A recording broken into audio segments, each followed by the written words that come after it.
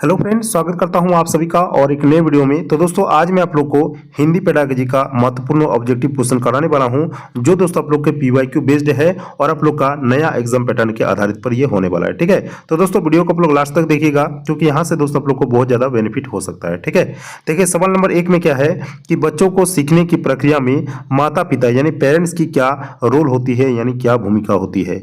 Option 1 में है अग्रोन्मुखी, नकारात्मक, सहानुभूतिपूर्ण और व्यवहारिक। तो दोस्तों बच्चों को सीखने या तो सिखाने की प्रक्रिया में दोस्तों माता पिता का जो रोल होता है वो अग्रोन्मुखी होता है यानी बहुत ही महत्वपूर्ण रोल होता है दोस्तों। ठीक है, तो ऑप्शन नंबर 1 इस क्वेश्चन का राइट आंसर यहां पर हो जाएगा। नंबर 2 सवाल, और नंबर 2 में आप लोग का सवाल है कि भाषा शिक्षण में पाठ्यपुस्तक जो होता है वो क्या होता है, एक साधन होता है, एक साध्य होता है, आवश्यक होता है या अनावश्यक होता है। तो दोस्तों भाषा शिक्षण में पाठ्यपुस्तक यानी टेक्स्ट बुक जो होता है वो एक रिसोर्स होता है यानी कि साधन होता है, एक संसाधन होता है। आगे आप लोग बढ़ेंगे और आगे हमारा सवाल है नंबर 3। नंबर 3 में सवाल है कि भाषा कौशलों के विकास के लिए उपयोग किया जाता है किसका, पुस्तक का, कलम का, प्रयोगशाला का या पुस्तकालय का। तो भाषा कौशल के विकास के लिए उपयोग जो किया जाता है वो लेबोरेटरी का यूज किया जाता है यानी प्रयोगशाला इसका आंसर हो जाएगा ऑप्शन नंबर 3। ठीक है, आगे बढ़ेंगे नंबर 4। नंबर 4 में आप लोग का सवाल है कि बोलकर पढ़ना संबंधित है किससे संबंधित है, श्रवण कौशल से, वाचन कौशल से, लेखन कौशल से या फिर पठन कौशल से। तो बोलकर पढ़ना हो जाएगा दोस्तों इसका आंसर पठन कौशल से।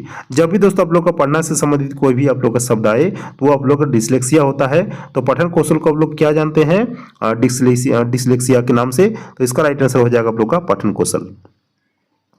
नंबर 5, और नंबर 5 में आप लोग का सवाल है कि सुनी हुई बातों को भाषा के किस रूप द्वारा प्रकट किया जा सकता है, लिखित रूप के द्वारा, मौखिक रूप के द्वारा, सांकेतिक रूप के द्वारा या इनमें से कोई नहीं।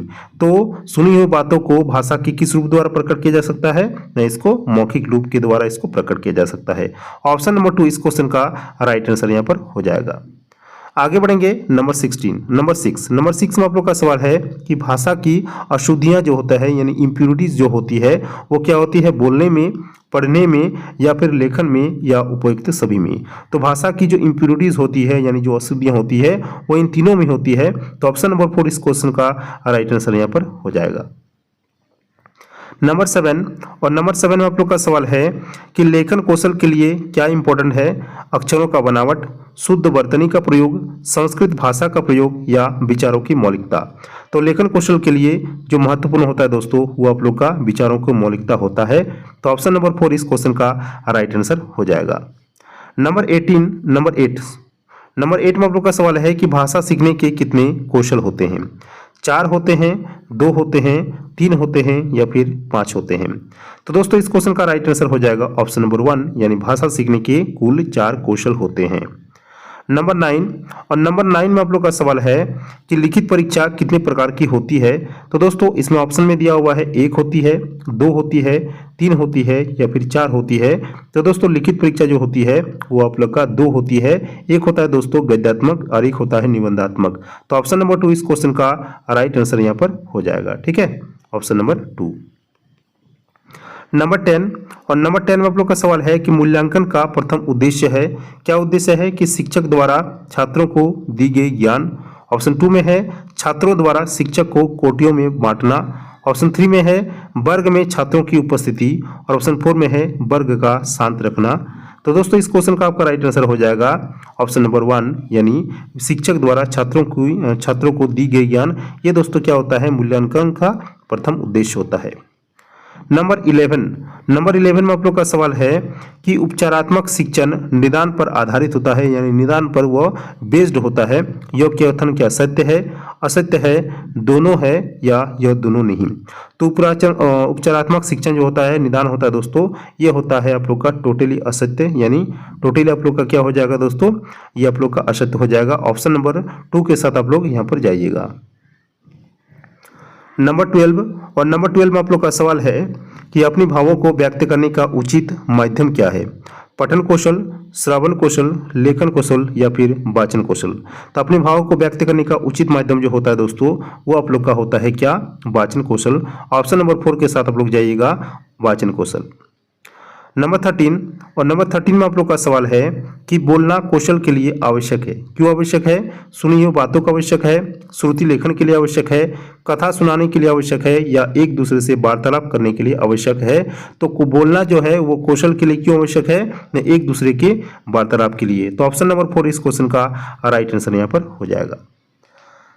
नंबर 14 और नंबर 14 में सवाल है कि व्याकरण की मुख्य पाठ्य वस्तु है भाषा, ऑप्शन 2 में है साहित्य, ऑप्शन 3 में है वाक्य और ऑप्शन 4 में है ध्वनि। तो व्याकरण की मुख्य पाठ्य वस्तु जो है वो दोस्तों आप लोग का लैंग्वेज होता है। ऑप्शन नंबर 1 आप लोग का राइट आंसर यहाँ पर हो जाएगा।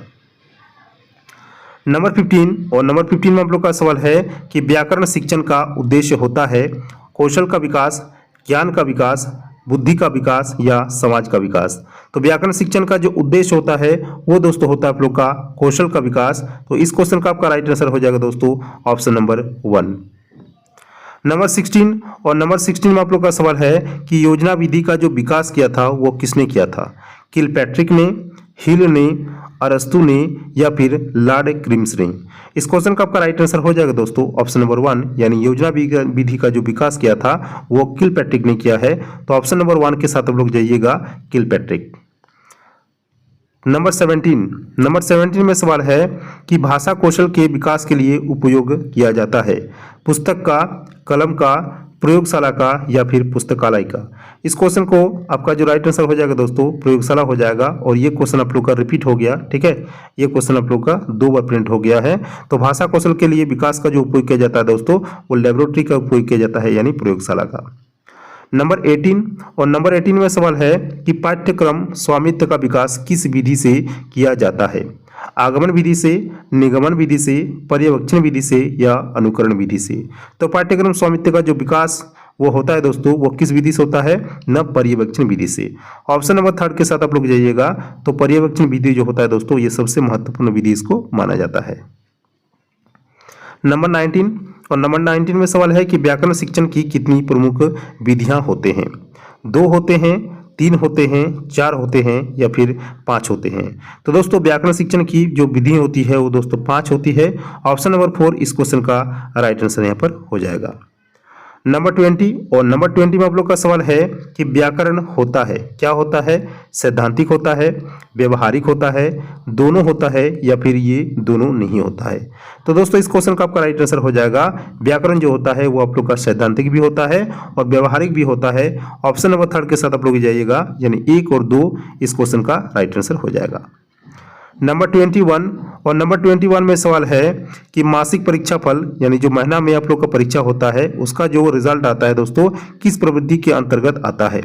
संचयी प्रवृत्ति के अंतर्गत, जांच प्रविधि के अंतर्गत, निरीक्षण प्रविधि के अंतर्गत या इनमें से कोई नहीं। तो दोस्तों मासिक परीक्षा फल यानी महीना का जो परीक्षा फल होता है वो संचयी विधि के अंतर्गत आता है। ऑप्शन नंबर 1 इस क्वेश्चन का राइट आंसर यहाँ पर हो जाएगा। नंबर 22 और नंबर 22 में सवाल है कि पढ़ना कौशलों के लिए महत्वपूर्ण है। क्यों महत्वपूर्ण है? केवल अक्षर ज्ञान के लिए, तेजी से पढ़ने के लिए या शब्दों का शुद्ध उच्चारण के लिए या अर्थ ग्रहण करने के लिए। तो पढ़ना कौशल के लिए महत्वपूर्ण है और ये किस लिए महत्वपूर्ण है? ना अर्थ ग्रहण करने के लिए। ऑप्शन नंबर 4 इस क्वेश्चन का राइट आंसर यहाँ पर हो जाएगा। नंबर 23 और नंबर 23 में आप लोग का सवाल है कि लेखन कौशल के यांत्रिक पक्ष के अंतर्गत नहीं आता है। क्या नहीं आता है? लेखन की पाठनीयता, अक्षरों की बीच की दूरी, वाक्य रचना या फिर अक्षरों का बनावट। इस क्वेश्चन का आपका राइट आंसर हो जाएगा दोस्तों ऑप्शन नंबर 3 यानी वाक्य रचना। लेखन कौशल के यांत्रिक पक्ष के अंतर्गत नहीं आता है क्या? वाक्य रचना। ऑप्शन नंबर 3 इस क्वेश्चन का राइट आंसर यहाँ पर हो जाएगा। नंबर 24 और नंबर 24 में आप लोग का लिए बहुत ही इंपॉर्टेंट सवाल है। भाषा कौशल के 4 रूप इस प्रकार हैं। क्या है? लिखना, पढ़ना, वाचन या सुनना, सुनना, पढ़ना, वाचन या लिखना, ठीक है, वाचन, पढ़ना, लिखना, सुनना या फिर लिखना, सुनना, वाचन, पढ़ना, ठीक है। तो इस क्वेश्चन का आपका जो राइट आंसर हो जाएगा दोस्तों वो आपका हो जाएगा, ये आप लोग का पहले लिखना होता है, फिर पढ़ाई, फिर वाचन, फिर आप लोग का सुनना होता है। तो ये दोस्तों आप लोग का क्या होता है? रेगुलर पैटर्न इसका होता है, ठीक है, रेगुलर पैटर्न। ये 1 नंबर पे आता है, ये 2 नंबर पे, ये 3 नंबर, ये 4 नंबर, ठीक है। तो भाषा कौशल के 4 रूप इस प्रकार आप लोग को देखने मिल गया। नंबर 25 और नंबर 25 में आप लोग का सवाल है कि कल्पना जगत में विचरण जो होता है वो किस लिए होता है? शैशवावस्था के दौरान, किशोरावस्था के दौरान, बाल्यावस्था के दौरान या शैशवावस्था व किशोरावस्था दोनों के दौरान। तो कल्पना जगत में विचरण जो होता है दोस्तों वह दोनों के चरणों में होता है, यानी शैशवावस्था और किशोरावस्था में। नंबर 26 और नंबर 26 में सवाल है कि बालक मुख्य रंगों की पहचान कर लेता है, ठीक है, किस उम्र में? 5 वर्ष की उम्र में, 2 वर्ष की उम्र में, 3 वर्ष की उम्र में या 4 वर्ष की उम्र में। तो बालक मुख्य रंगों की पहचान जो कर लेता है दोस्तों वो 5 वर्ष की उम्र में लगभग ये कर लेता है। ऑप्शन नंबर 1 इस क्वेश्चन का राइट आंसर यहाँ पर हो जाएगा। नंबर 27 और नंबर 27 में सवाल है कि छोटे छोटे वाक्यों को बोलना तथा 3 पहियों की साइकिल चलाना यह कार्य किस अवस्था में होता है? शैशवावस्था में, बाल्यावस्था में, किशोरावस्था में या प्रौढ़ावस्था में। तो ये क्वेश्चन का राइट आंसर हो जाएगा दोस्तों आप लोग का ऑप्शन नंबर 1, यानी शैशवावस्था में दोस्तों बच्चे जो होते हैं वो बोलना और 3 पहियों की साइकिल को चलाना यह कार्य कर लेता है शैशवावस्था के दौरान। तो ऑप्शन नंबर 1 इस क्वेश्चन का राइट आंसर यहाँ पर हो जाएगा। नंबर 28 और 28 में आप लोग का सवाल है कि निम्न में से किस घटना की ओर बालक जो है सर्वप्रथम आकर्षित होना प्रारंभ करता है? प्रकाश की ओर, माँ की ओर, ध्वनि की ओर या भोजन की ओर। तो इस क्वेश्चन का आपका राइट आंसर हो जाएगा दोस्तों ऑप्शन नंबर 1, यानी प्रकाश की ओर सर्वप्रथम जो होते हैं बालक इसमें आकर्षित होना शुरू करते हैं।